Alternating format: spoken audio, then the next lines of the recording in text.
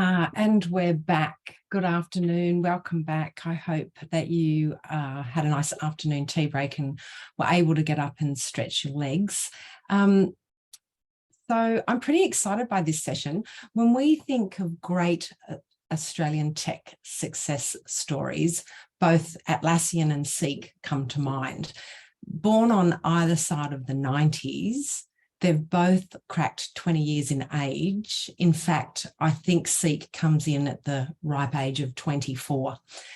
A number of conditions enabled these companies to cross the chasm into the mainstream, and still to this day, they remain dominant and competitive in their respective fields. So fast forward to 2022, we ask the question, could Australia grow an Atlassian or Seek in today's market conditions? We're going to start from the premise that yes, you can. And then we're going to explore some of the fundamentals like capital, regulation, and skills and talent. We've got 4 superb contributors representing a wonderful diversity of perspective.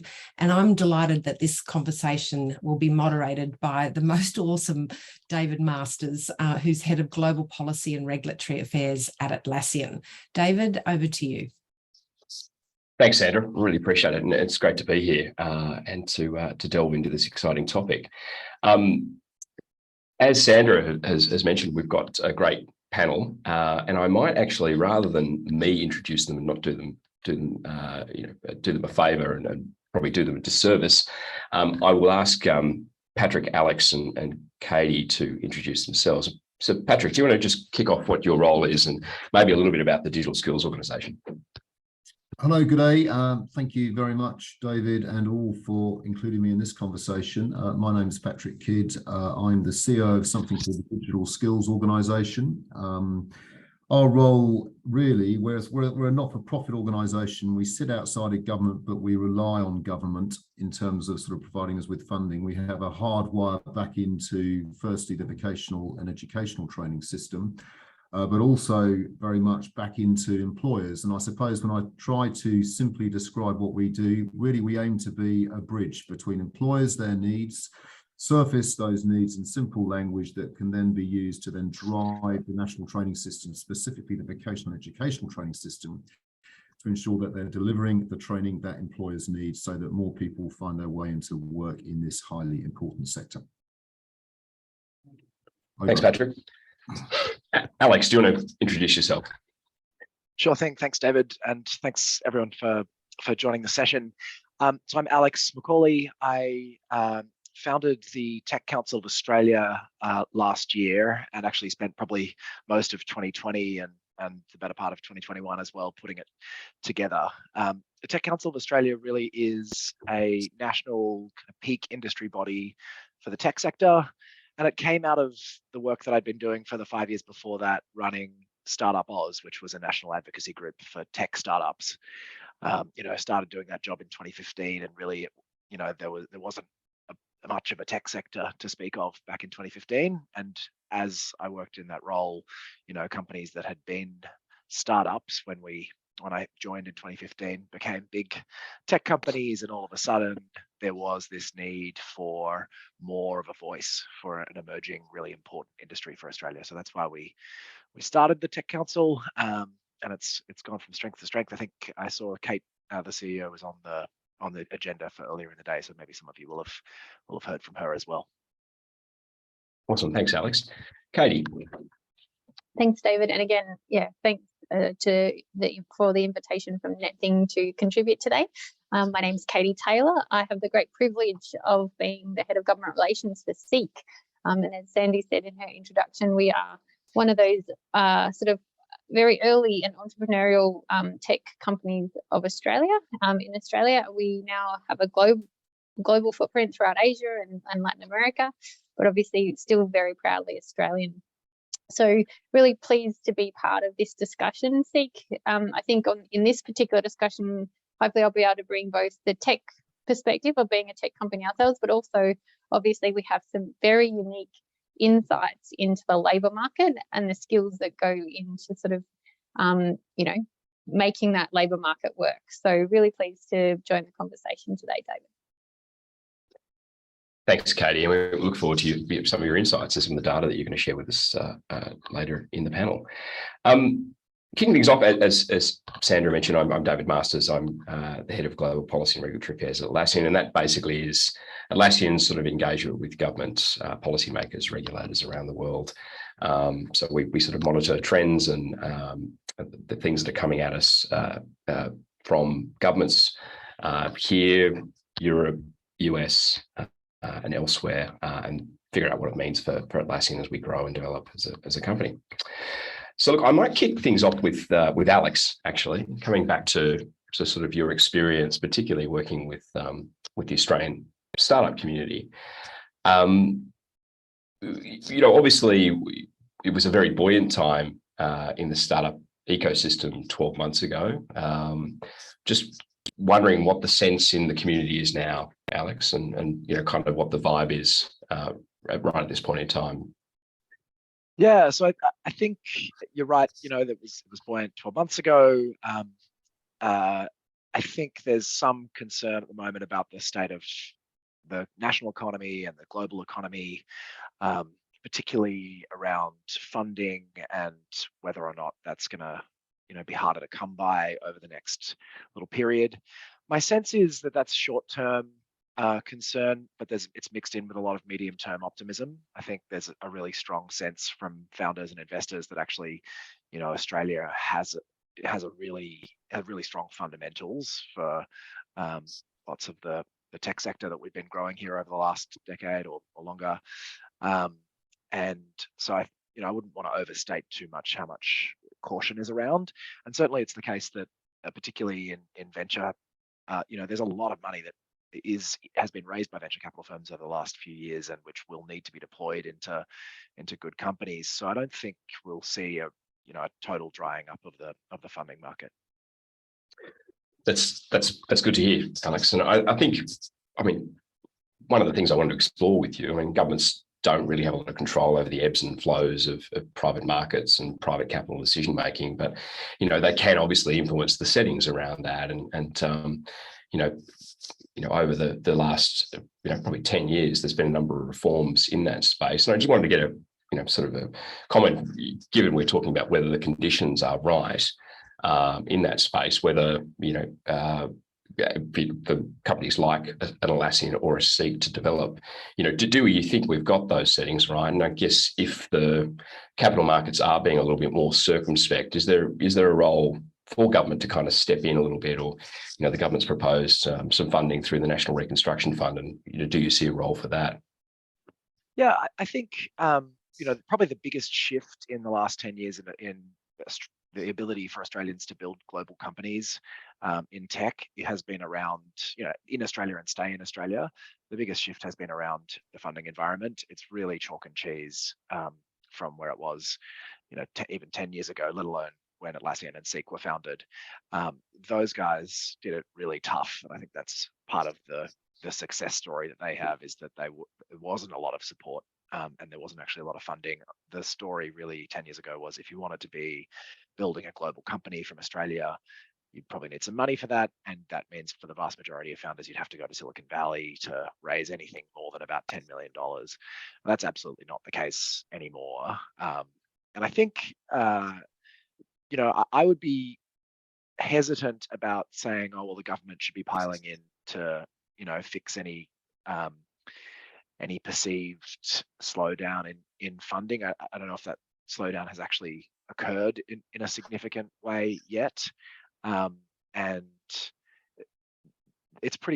market has been working pretty well in the last 5 years. So, it's nice to have something like the National Reconstruction Fund up the sleeve, and it's good to see that they're looking at strategic areas to get involved in. But the big shift really for Australia in the funding environment has been the structure that the government set up around venture with the ESV-CLP regime, which has been really effective, and the fact that the super funds have come in to venture in a way that they had never done before, and that's just brought a lot of capital to play and really changed the nature of the ecosystem. Thanks, Alex. We talked you've talked quite a bit about the capital markets and the role they play and the access to capital for developing companies. the other sort of aspect to growing a company, and particularly in our space, is access to skills, and the development of the right sort of skills pathways and the right sort of skill sets. Kadi, I'm going to come to you and just ask that question about, like, if we are to grow the next generation of tech firms in Australia, we're going to need access to those higher level technical and non-technical skills to support the growth. What's Seek's data telling you about what's going on in the state of tech skills in Australia? Yeah, thanks, David. I think it would be a surprise to no one on this call, panelists and participants alike, to know that we are having extreme skill shortages in our industry here in Australia. But that is obviously across the economy as well. So tech, while we are experiencing it quite acutely, a lot of other areas of the economy are too. So just and being the fact, I'm going to read some of these figures, David, because but just there are, we've seen, say, pre-COVID, so between 2019 and 2022, really strong growth across all ICT roles on the Seek platform. So the demand, so we're looking at job ads during that period, has been up around sort of 32 to 35%. And this is, pretty similar to other industries that have had, banking and finance are about 22%, education and other industries are sort of similar as well. But what we're also seeing at the actual job level, so job titles around the ICT sort of industry, we've had, again, probably a surprise to no one on this call, really strong growth of over 240% in software engineers. So that demand is huge. We've had 220% increase in that period, so that 3 years pre-COVID to now, in product managers and product development roles. Indeed, cybersecurity has grown in terms of demand 128%. And yeah, we're seeing also pretty strong demand of, and I think for data roles is 15%, but I think we're going to go up from there. So it's just, insane kind of demand on the demand side. So when the other thing about Seek as a platform, we obviously, in a marketplace, we obviously see the demand in terms of job ads, but we also see supply in terms of people applying for jobs in our marketplace. So the supply side, if you like, the applications per ad has also had quite a steep decrease in that same period. So we're down 45% on average in terms of the average number of ads per application. 32% for software engineers, nearly 70% down applications per ad for product managers. And data roles, even though it was only a 15% growth, we're actually seeing the application per ad decline 48%. So there's this real, and again, our chief economist at labour market specialist, Matt Cargill, talks about this massive demand actually that's driving these things. And we've done analysis across, again, our platform that says, because we were thinking, that says actually we're getting the same amount of people visiting our site even. They're also looking at the same number of ads. They're applying for a similar, but slightly declined in a lot of cases, applications, but it's just the demand that is truly through the roof. So I think that what tells us is that there's a lot of companies and a lot of businesses here in Australia that want to grow, like they're kind of, they're at this point where they want to grow, they want to go to the next stage. But yeah, potentially there is some handbrakes on that. And just a question about that demand that you're seeing across the system. Is it more prominent in certain areas of the country? So is it more prominent in Sydney and Melbourne, or is it pretty much right across the board in terms of the country? And also, are you seeing that in certain sectors of the economy as well? Like, obviously tech jobs are in the tech industry, but elsewhere, are you seeing, is the demand patchy, or is it pretty much right across the board? Yeah, I think so. I'll take that in two parts. So in terms of sort of location, we are seeing, really high demand in terms of percentage wise from the smaller parts of the smaller markets in the country, if you like. So Tasmania, I don't know what's happening down there, but it's 98% up in terms of job adverts since 2019 to this current period, 22.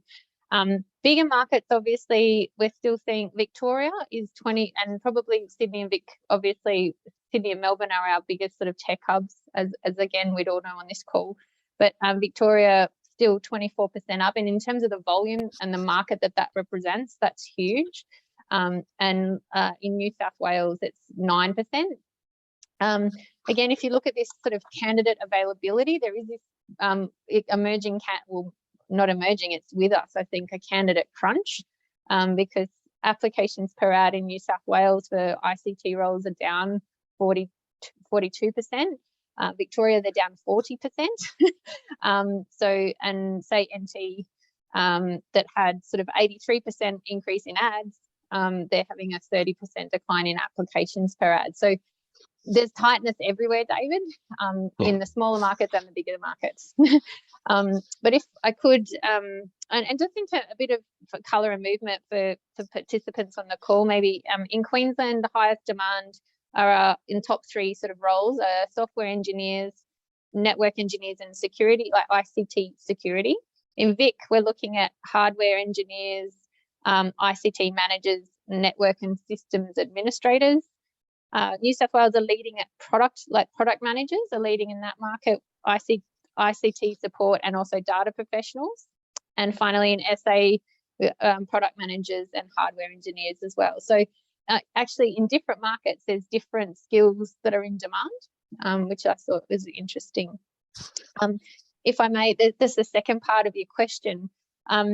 We can't, in the SEEK data, unfortunately, we sort of can't break out how you can look at tech jobs across all industries, but obviously the ABS characteristics of employment data shed some light on some of this. And in work that we've done, thinking about where these demands and skill shortages, we had a bit of a look at that data between 2019 and 2021, which is the latest sort of data set that you can. And again, sort of data technical thing, there's a code for the ANSCO code for occupations and the ANSIC coding that goes to an industry.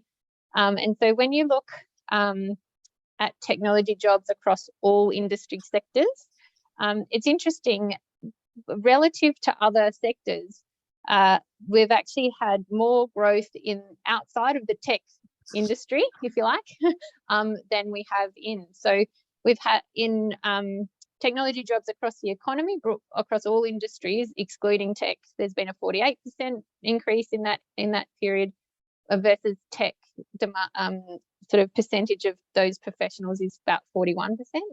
And I mean, again, if you take a little look at the granularity of that in those insights, you're seeing growth across healthcare, education and training, government and banking.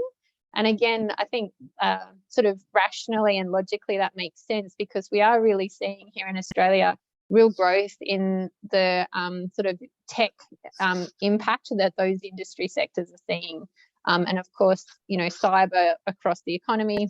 In education, online learning has really excelled and obviously accelerated rather. And fintech is a huge sort of driver of growth in Australian technology. So yeah, just a couple of sort of different lenses on the data, David. Thanks for those insights, Kadi. And as you can see, the demand is enormous and growing. And so I think coming to Patrick, because you're part of the solution to this little problem. What are some of the things that you're seeing as barriers to really growing that pipeline and increasing, as Kadi has touched on, seeing less applicants for jobs. So obviously that does show that there is a challenge there with supply. So what are some of the barriers you're seeing in terms of getting that supply into the market?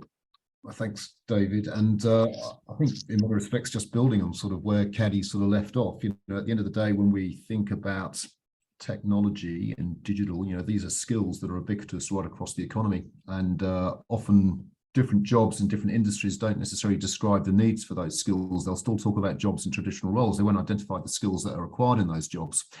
And so I think some of the jobs are covered and buried in terms of where those opportunities are, and others are not. And so I think that's one of the challenges in this space, is sort of how do we get to a language that sort of really sort of describes what these skills are. When I'm thinking about technology skills, I mean, part of this is around hardcore sort of tech skills that sit in those sort of major companies that we're talking about here, the Seek of the future, the Atlassians of the future. But we have to recognize the nature of Australian industry, which is a 3.7 million businesses, 1.1 of them are sole traders. So this is about small and medium-sized businesses as well as the large-scale ones. And when you then think about the nature of the skills, we mustn't just talk about the sort of the hardcore technology skills that are required. We also need to talk about the skills that are required right across the workforce. And so that's basic digital literacy, it's digital fluency, it's the ability to be able to optimize the potential of technology platforms and systems and applications to enable those organizations to achieve their absolute potential within the marketplace. So I think there are differences that sit across that. But to answer your question, I suppose I'd group up the barriers maybe into 4 buckets. The first, I think, is about awareness. So it's awareness of people, of opportunities that sit in tech. And we know that there are certain types of people that automatically will pursue careers in tech. But but tech careers now are open to so many people that come from different backgrounds. So it's not just about people who come from a hardcore sort of STEM environment. It's also people who are creative types, designers, have done many different or have many different sort of interests in sort of different ways. And I think it's really surfacing the opportunity that sits in tech careers in a way that actually it's appealing to people who are leaving school or university, but also people who are already within their careers and thinking about career changes. We have to find a different language that is more inclusive and open to those individuals so that they seriously can then view themselves as having a career in this sector. But there's also something about employers, particularly in terms of the medium and small size employers. We have to help them to understand what type of skills are they looking for in their workforce, so that they are themselves stimulating demand by asking for people with the right skills. And at the moment, again, there's a big gap as far as that goes. I think there is, when we look at our national training system, it's this incredible system. It has this amazing capacity, but it's only operating at a certain amount. If it's true in terms of the fact that we need 1.2 million extra people working in tech over the next 6 years, that equals like 60,000 people a year. But our national training system is only training less than 10,000 people a year. Of the 10,000 people, less than half of those actually find their way into work. So there's something about the potential of our national training system and how do we open that up so that they can actually deal with the demand that we are forecasting. A third problem, I think, is the delivery of training. We have to make sure that we're delivering training that is relevant to employers' needs. And there's a gap, given the sort of numbers of people who complete existing courses but still don't find their way into work.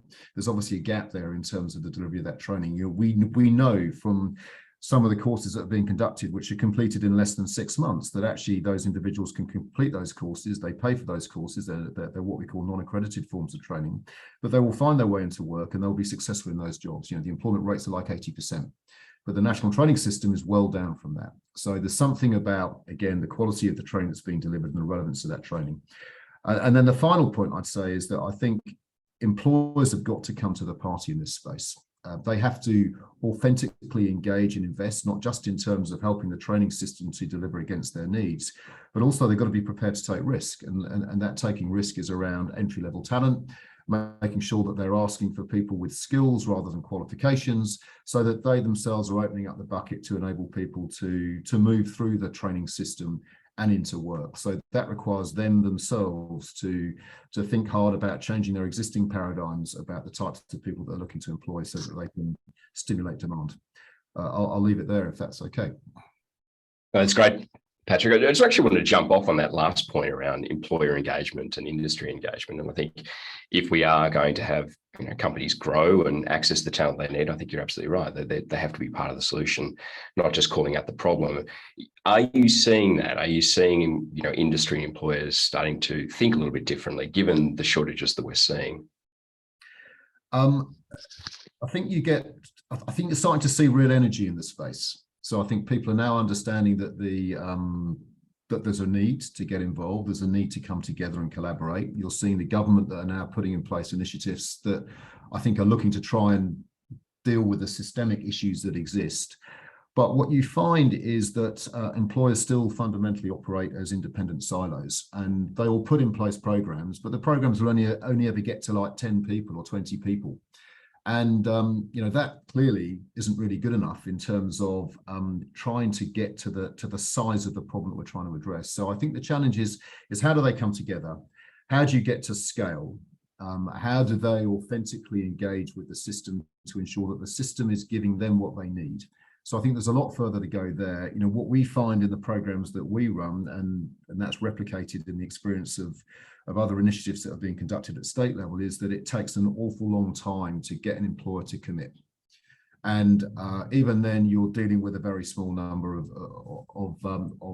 people and organizations in terms of where they're going to. So I think the opportunity here is around how can you get closer collaboration between employers, between state governments, with unions, with federal government, so that we identify a smaller number of high impact initiatives that really do get after the numbers. And listening to Kadi talk about those high demand job roles, we know what they are.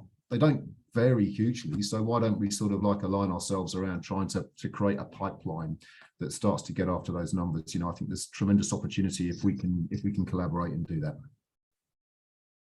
There was a question in the chat actually about stratification of programming languages, and I maybe want to just sort of explore that a little bit more broadly. We probably don't have the time to send Kadi off to try and pull some more data at short notice, but I think one of the challenges, and I think you touched on this, Patrick, was around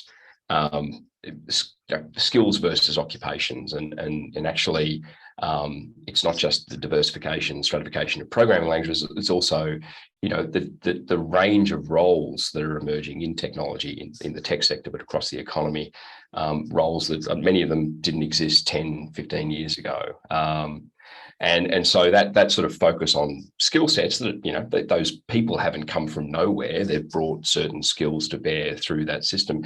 One final question for you before we go to some of the other panelists is, how do you create a system that recognizes those skills, recognizes the skills that people have developed through their career, provides some sort of recognition within the system that's independently verified? Is there an approach we should be taking? Is there an approach that you've been thinking about around that?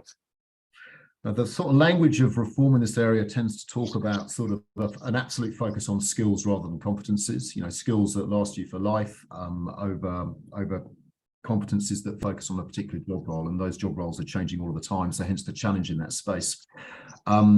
The approach then goes on to the idea of standards. So what are simple standards which describe the skills that you want your people to have at different levels? And so what we've been working on is the idea of a skill standard, an industry-driven skill standard. And I think if we're able to codify what those skills are at an appropriate proficiency level, worry less about the process of how you get to that proficiency level, but focus upon the outcomes of where you got to. So assess people against the standard. Then all of a sudden, I think you can begin to transform the sector and how organizations and trainers respond to that sector. At the moment, the training landscape is like the Wild West. There's a million ways of getting trained. No one really has any confidence in terms of what the outcomes of that training are. Hence, so few people actually make that transition into the sector itself. So if we had a simple standards that sort of describe what it was to be an entry-level product manager, an entry-level software engineer, then that's something that employers can hold on to. It's an industry-driven standard, and then the system can then respond to that. So that's sort of what we're excited about, is trying to embed that and to see whether or not actually industry has the appetite for simple standards like that, to try and get clarity about what their needs are and how they translate those needs into the sector. Fantastic. Thanks, Patrick.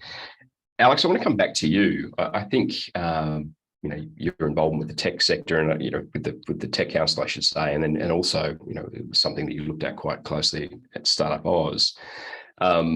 There's a real balance. I mean, we've talked a lot about training, but also there are other pipelines to get access to talent, skill migration, or potentially companies going offshore. What's the balance? How do we balance that? The need to find the right talent through various mechanisms, but ensuring that Australia sort of benefits from from the growth of its own technology. Yeah, and there's a bit of a, just building on Patrick's comments, there's a bit of a kind of self-fulfilling prophecy. Success in this space actually breeds a demand kind of crunch for talent, right? So you're gonna, as you get more companies being more successful, they're looking for more talent, and we want that talent to be here in Australia, whether it's locally grown or imported in the case of skilled migration. And then you get companies who are trying to sell global but can still build local. That's a really kind of nice, neat way to encapsulate it, I think. I did a lot of work on startup skilled visa programs with the government a few years ago. Lots of ideas around how do we make Australia a global talent center for technology.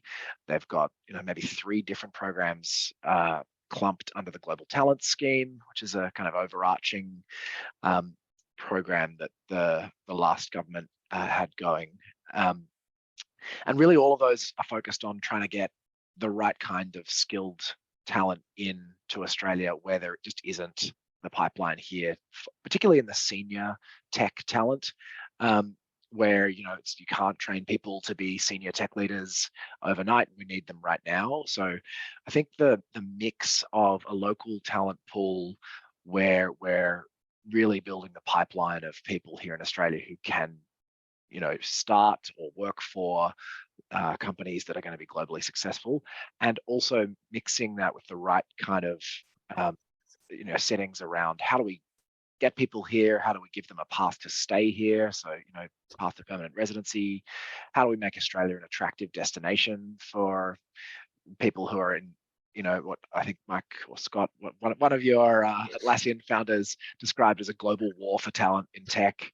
Those are really thorny questions. I'm not sure we've got that right yet, but I think we're on the right path thinking about how do we make Australia a destination of choice for the best tech workers in the world. Kadi, I might come back to you because I'm actually really interested. Like we're talking about this global war for talent. I mean, what are you seeing in terms of salaries in the tech sector? And then maybe a supplementary question to that is that, and this could be actually something that also that Alex might want to chime in on is, are startups getting priced out of the market for talent as we're seeing that increase in salaries? Yeah, thanks, David. I think so. Seek, some of you may have caught up that a couple of months ago, Seek did some work to look at a sort of macro level about what was happening in salaries. And we released the inaugural, what we call the Seek Advertised Salary Index in August. That was the first sort of cut of that data. Essentially, what we tried to do is look at we're privileged to understand what's happening in that space because of the way our platform's set up.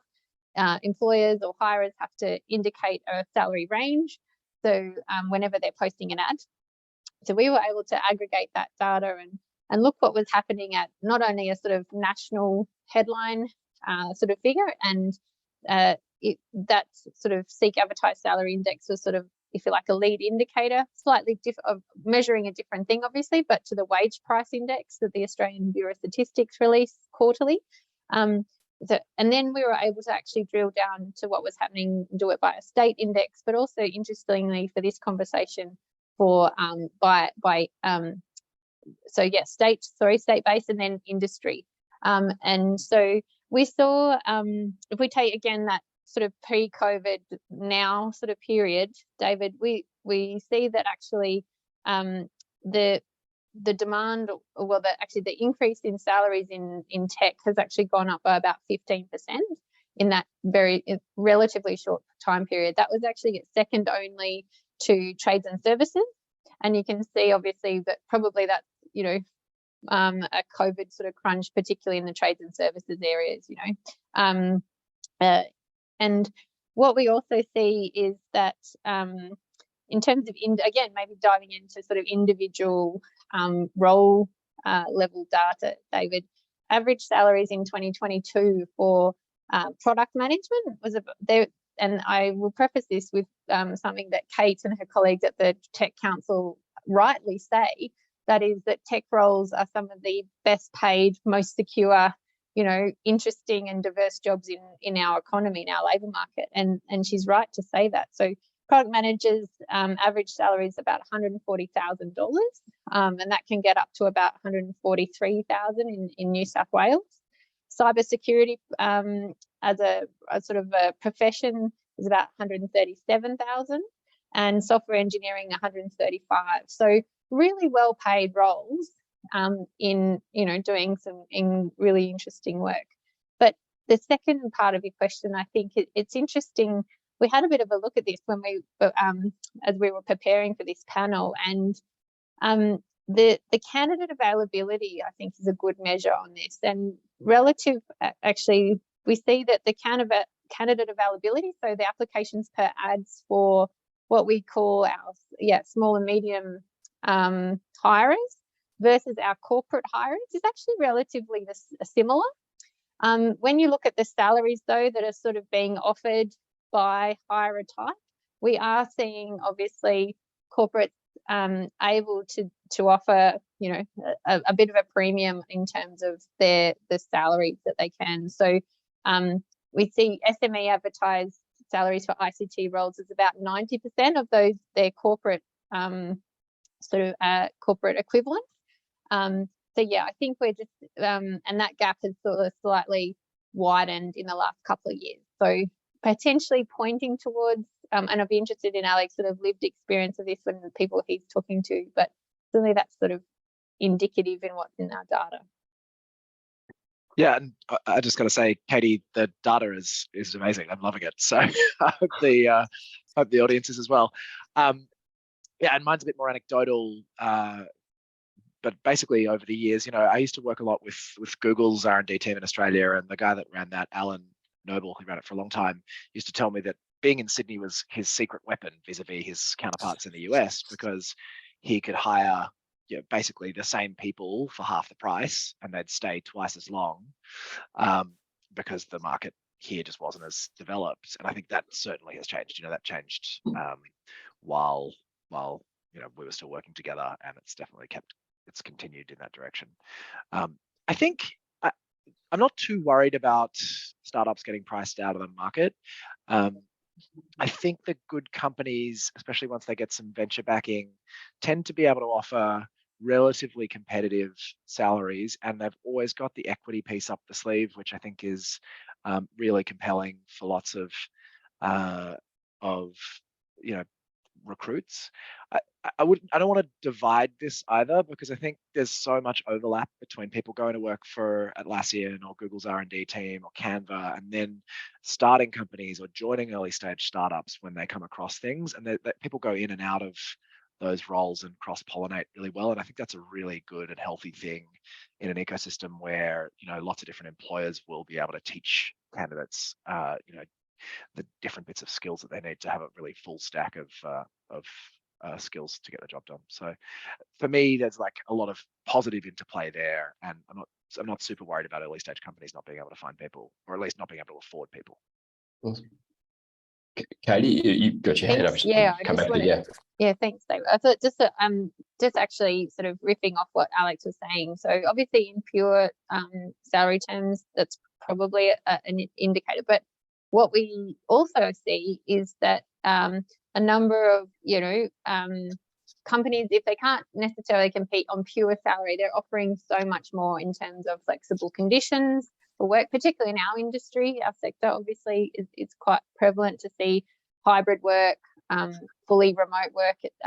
Like your amazing business, David, obviously you're on the road at the moment trying to sell that around the country. But yeah, so we're seeing, and also seeing things like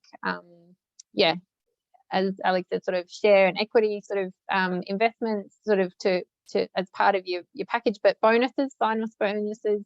We looked at sort of text of ads, and we see that sometimes that those has been a bit of an increase recently, trying to support people to move. There's all these sort of extra things, and even in sort of in employment benefits, like supporting people through various sort of insurance policies, and a whole range of things that people, if you like, the perks are also part of the decision that people are making when they're choosing a new job. Thank you. PK, you've got your hand up as well. You're all being very polite here, so. Excellent, off mute. I think just the other point I'd make, I think, in addition to this, is I get the focus around the sort of the tech sector startups, but I think we shouldn't underestimate the impact across companies right across the economy. So the real challenge is for the not-for-profit sector.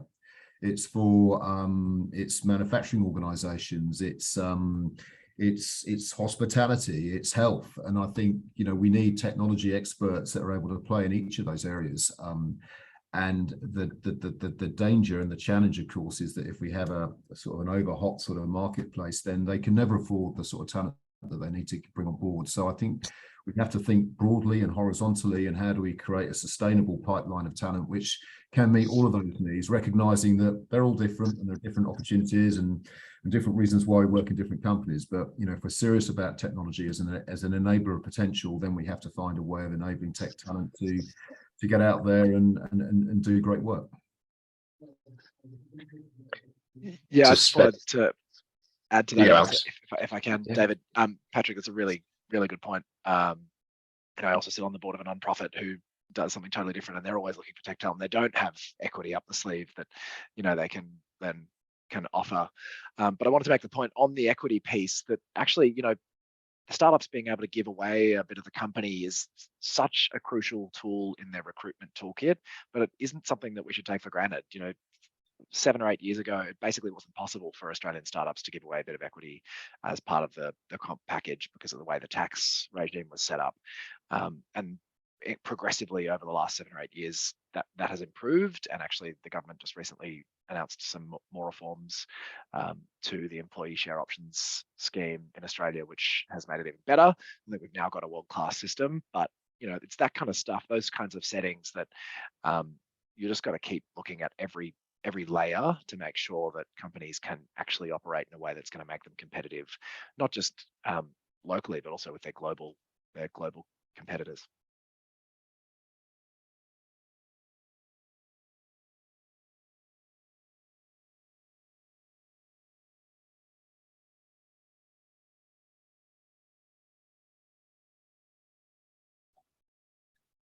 Do we have David frozen?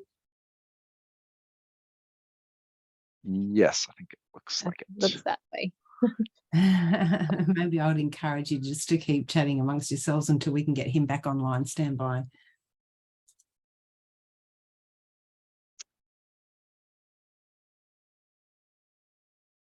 PK, do you maybe, I was really interested in your point about the broader tech skills across the economy. For me, it feels like sometimes we're talking about an industry, and that's certainly the case at the Tech Council. We've sort of been focused around a tech industry for Australia.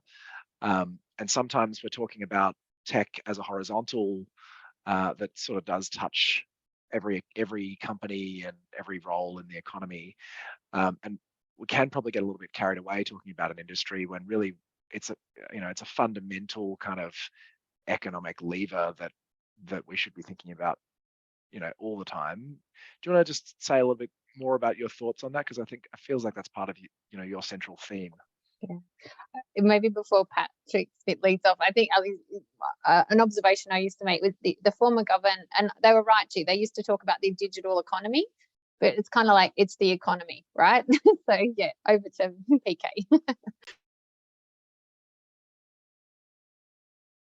You're just on mute there, Patrick. Yeah, so the current government talk about it as a salt and pepper capability. So it's everywhere, and so I think the reality is that there is this there's a deep vertical which sits within the sort of the tech sector, and then I think there is this requirement for digital skills right across the economy, in every job at different levels. And I think in there, that's why I think this concept of skills is so important. What we're trying to do here is to sort of get people into the economy with the right types of digital skills to enable them to realize their own potential, but also to drive the potential of the organizations that they work for. And those skills exist in different levels, but I think there are common skills, which are sort of like hard sort of technical skills, but also the ability to be able to communicate, to think creatively, to be able to unravel sort of complex problems, which we hear all the time. It's sort of like that's what businesses really want to see. And so I think it's around how do we get to a point whereby the training system is delivering people with the right common skills which sit across a range of different industries, across a range of different platforms. And then the employers are then able to train them in the specific areas that they want, which may be platform specific or application specific, to sort of build upon those common skills. But I think our challenge is around how do we create a mobile workforce? How does it, how do you empower people to move easily and freely between industries, between job roles, and to continue to grow within them, and recognizing the fact that the digital capability in every one of us is something that is now a fundamental skill that has to be nurtured and developed over time. It's a lifelong learning piece, as opposed to sort of just being a particular thing, one qualification, one moment in time. And so I think that's the challenge here. And it's highly complicated, it's extremely large, but we need to sort of find our way to, I think, a very consistent narrative to help employers, learners, the training system to respond to it, so that we are at least starting to move ourselves forward in the right direction. Not sure if that sort of really answered the question, but thank you for helping it to be surfaced. Yeah, do you worry, Patrick, just following up on that, that like we're a victim of our own success if we build a really thriving tech sector? It's going to drain the talent from the rest of the economy and make it harder to build, for traditional businesses to build in a modern economy? Or do you think it's sort of a rising tide lifts all boats? More focus, more success in technology breeds more interest and more people in the pipeline, and therefore will filter through.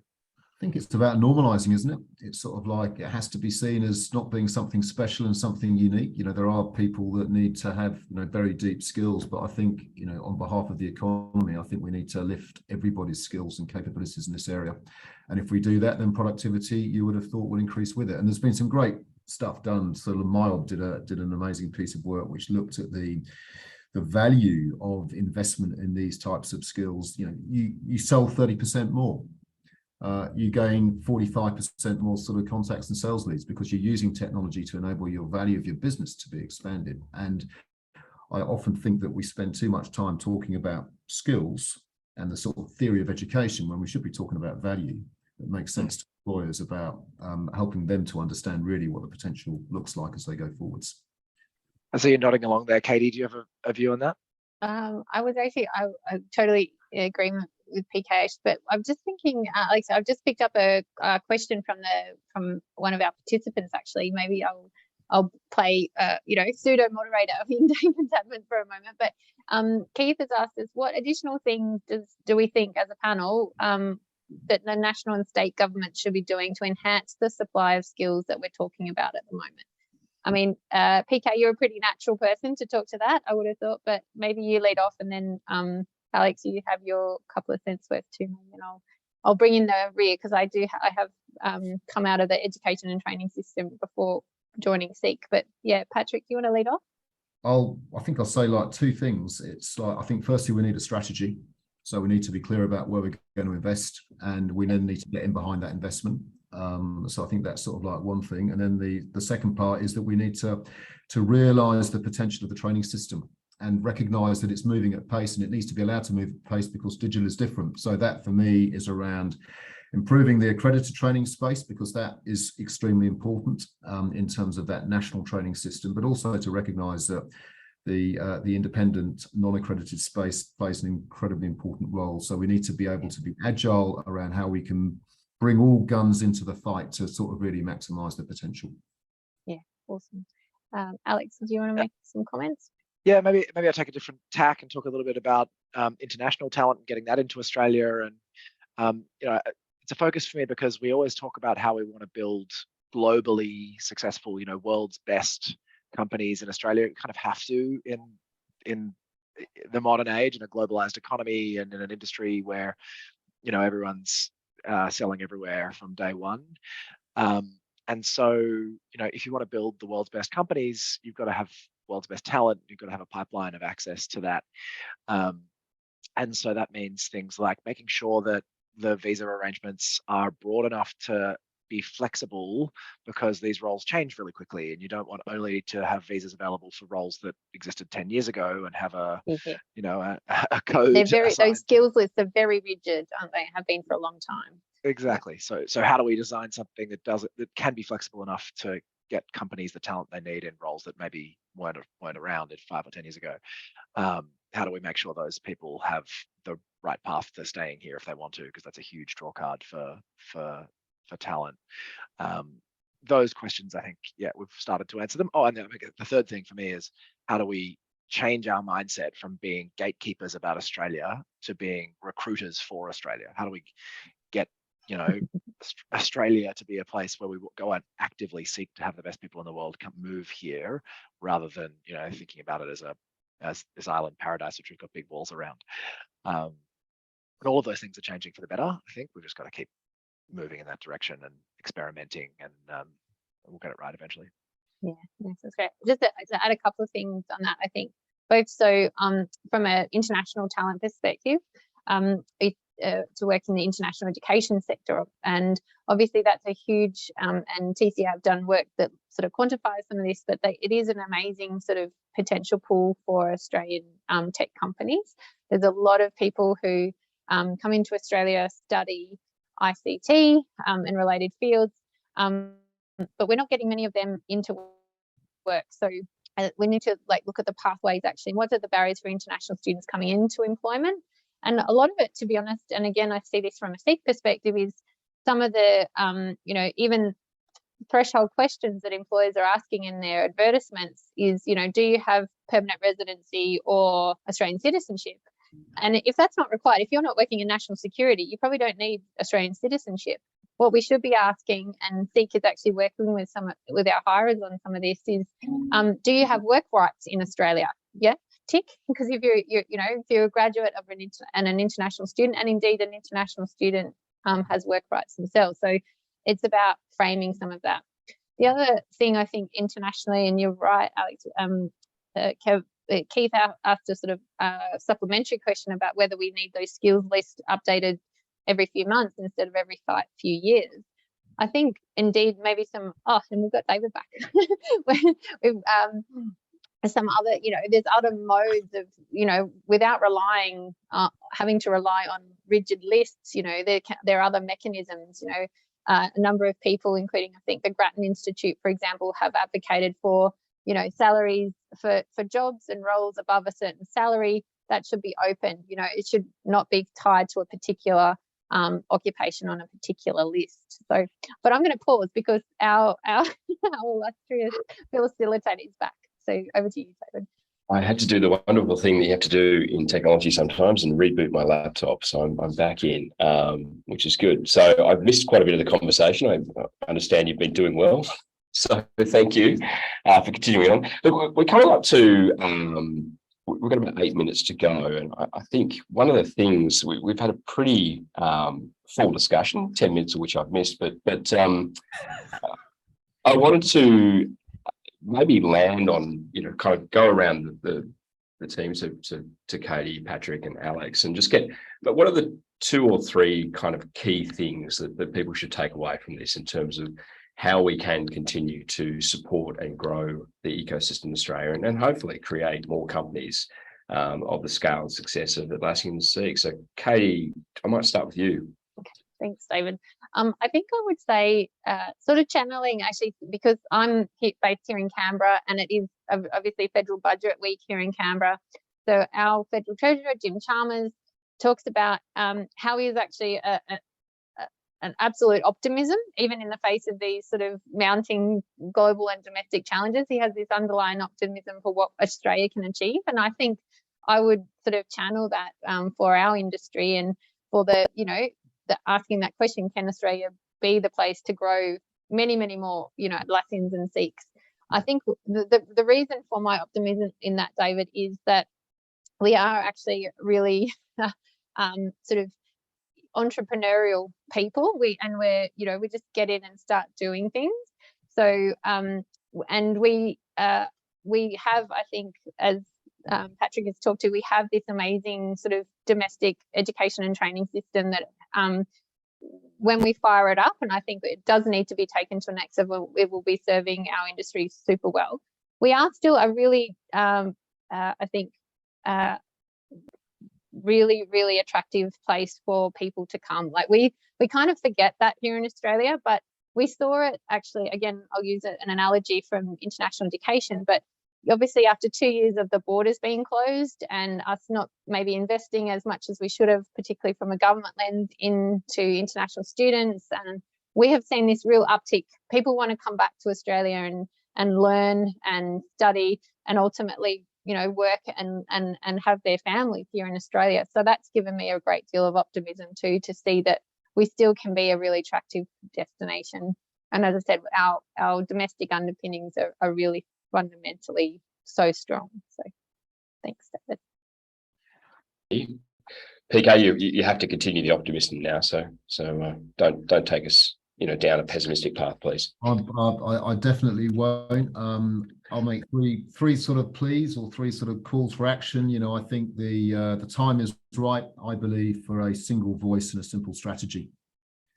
It would be amazing if the big tech companies could align on some simple things to help drive the rest of the employers as well as the training organizations in the right place. I think we absolutely need, as a part of the maturing of the space, we need to have more simple language and some clear pathways which open up opportunities to people from the most diverse backgrounds, but also communicate clearly why technology is so important in our economy. And then the third bit, I think, is to pick up on sort of where Kadi went. You know, I think, you know, tremendous excitement. I mean, how amazing is it that we have all of these incredible career opportunities that pay more money than other jobs that are open to people who traditionally would never have been able to access those roles. You know, this isn't about whether or not you go to university. It's not about whether or not you go to vet. It's about your attitude and it's about your aptitude. And I think in there sits the idea of the fact that anybody and everybody can be involved in this space. And that must be like super exciting if we can communicate that message clearly and simply to the nation and the people that make up the workforce of today and tomorrow.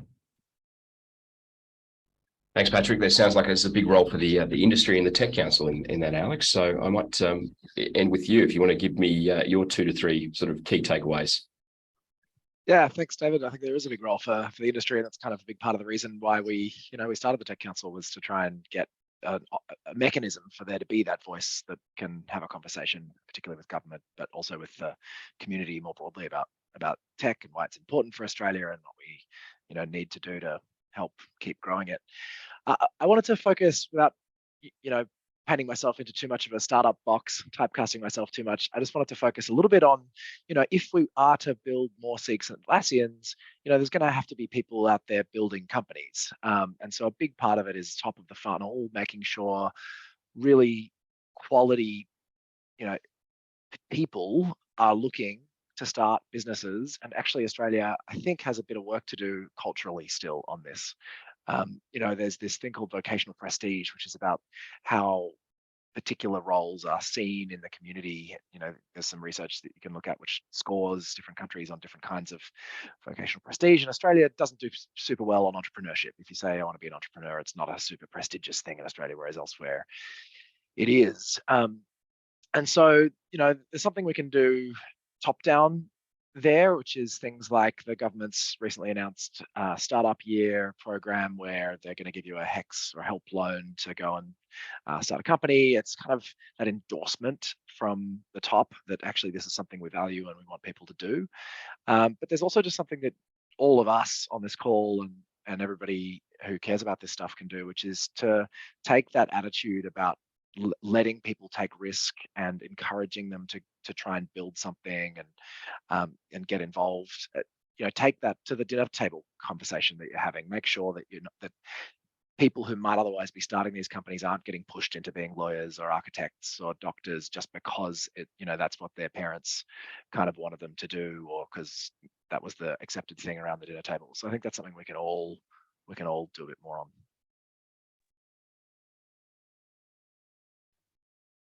Last final word in the final minute.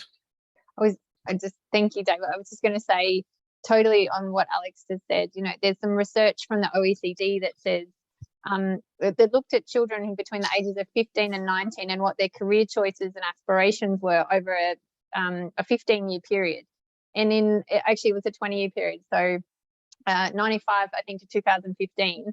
And the top aspiration careers of even in that period didn't shift. You know, they were doctors, lawyers, nurses, teachers.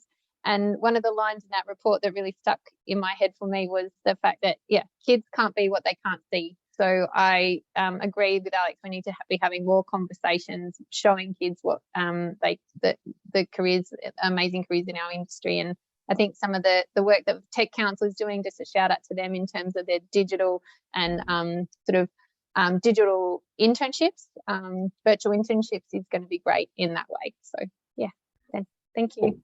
Awesome. That's a great note to end on. So look, I'd like to thank Kadi, I'd like to thank Patrick and Alex for joining me on this panel discussion. I'd like to thank the NetThing team and the organising community for having us along today and for allowing us to have this conversation with you. So thank you very much, and enjoy the rest of NetThing.